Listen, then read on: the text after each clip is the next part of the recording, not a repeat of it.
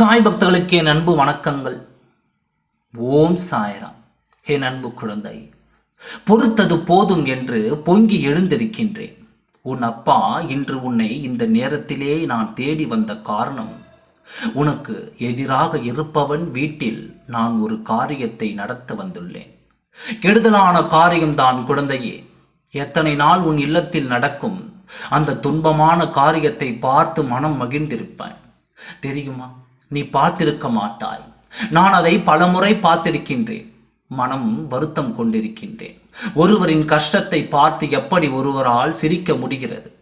ஒருவர் படும் வேதனையின் போது எப்படி ஒருவர் மகிழ்ந்திருக்க முடியும் என்று பலமுறை நான் யோசித்திருக்கின்றேன். அப்படி இருப்பவன் மனிதன் அல்ல, மிருகமானவன், அரக்கனானவன் என்று அன்றே நான் அவனை பற்றி முடிவு செய்து விட்டேன். அவனை பற்றி நீ வேதனைப்பட்டு கொண்டு தான் இருக்கிறாய். எப்போதுதான் இவனுடைய தொல்லை எனக்கு முடியும், நல்லது நடக்க வேண்டும் என்று பாடாய்ப்பட்டு உன்னுடைய ஒரு காரியத்தை கையில் எடுத்ததால் சுலபமாக அதை தட்டிவிட்டு சென்று விடுகின்றான். என் குடும்பத்தின் நல்ல காரியம் நடக்கக்கூடாது என்று அனுதினமும் என்னை பார்த்து கொண்டே இருக்கின்றான். இவனிடம் இருந்து தெய்வங்கள் கூட என்னை காப்பாற்ற வருவதில்லை என்ற வேதனைப்பட்டாய். அந்த நேரத்திற்காகத்தான் காத்திருந்தேன். அந்த நேரம் எனக்கு வந்துவிட்டது. அவனின் முடிவு அவனுக்கு கிடைத்து விட்டது. ஆடும் வரை ஆடட்டும். இவனை போல் எத்தனை பேரை நான் பார்த்திருக்கின்றேன் தெரியுமா? ஆடாத ஆட்டம் ஆடி இப்போது இருக்கும் இடம் தெரியாமல் போய்விட்டார்கள்.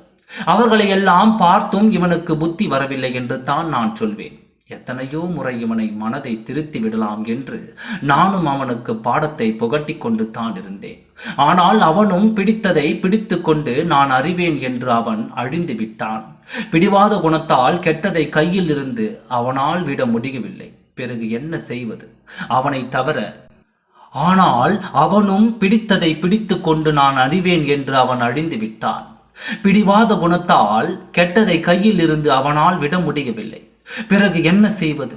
அழுவதை தவிர வேறு வழி இல்லையே. இப்போது அவன் அழிந்து விட்டான். இப்பொழுது அவன் அழிந்து விட்டான். ஒருவருக்கு கெடுதல் நினைப்பவன் என்றும் வாழ மாட்டான் என்பதை பிறருக்கு அவன் உணர்த்திவிட்டு தான் அவன் வாழ்க்கையை முடிக்கப் போகின்றான். எங்கே இதை கேட்காமல் போய்விடுவாயோ? அவன் இல்லத்தில் நடப்பது திடீரென்று திரும்பி உன் இல்லத்துக்கு மாறிவிடுமோ என்று பயப்பட்டேன். ஆனால் என் குழந்தை, நீ புத்திசாலி என்பதை நிரூபித்து என்னுடைய வாழ்க்கையை கேட்டு அவனுக்கு வருவதை அவனுக்கே திருப்பியும் விட்டாய். மனம் கலக்கமின்றி இரு. இனி உன் எதிரிக்கு அழிவுதான் ஆரம்பம். உன் எதிரிக்கு இனி உனக்கு நினைத்ததை அனைத்தையும் அவனுக்கு நடத்தி காட்டுவேன். நான் கெடுதல் நினைத்ததால் அல்லவா கெடுதல் மூலமாகவோ அவன் வாழ்க்கையில் முடிக்கப் போகின்றேன். வலி என்றால் என்ன என்பதை உணரப் போகின்றான். உறவுகளுக்கு ஏதாவது ஒன்று என்று இருந்தால் மனம் எப்படி பதறும் என்பதையும் அவன் உணரப் போகின்றான். எத்தனையோ நேரம் நீ கஷ்டப்பட்டதை பார்த்து சிரித்தவன் தானே அதனுடைய வலியை என்று தான் அவன் அனுபவிக்கப் போகின்றான். கெட்டவனாக இருந்தாலும் அழியக்கூடாது என்று நினைக்கும் உன் நல்ல மனதுக்கு நீ நன்றாக இருப்பாய். கவலை இல்லாமல் தைரியமாக இரு. இன்று அவனுக்கு நடப்பதை நீ வேடிக்கை பார் என்று சொன்னவுடன் அடுத்தவரின் வேடிக்கையை பார்த்து சந்தோஷப்படுவது நல்லது என்று நினைத்து விடாதே. இவன் கெடுதல்காரன். கெடுதல் நினைத்தால் என்ன நடக்கும் என்பதை உணர்ந்து கொள்ளத்தான் அதை பார்க்க சொல்கின்றேன்.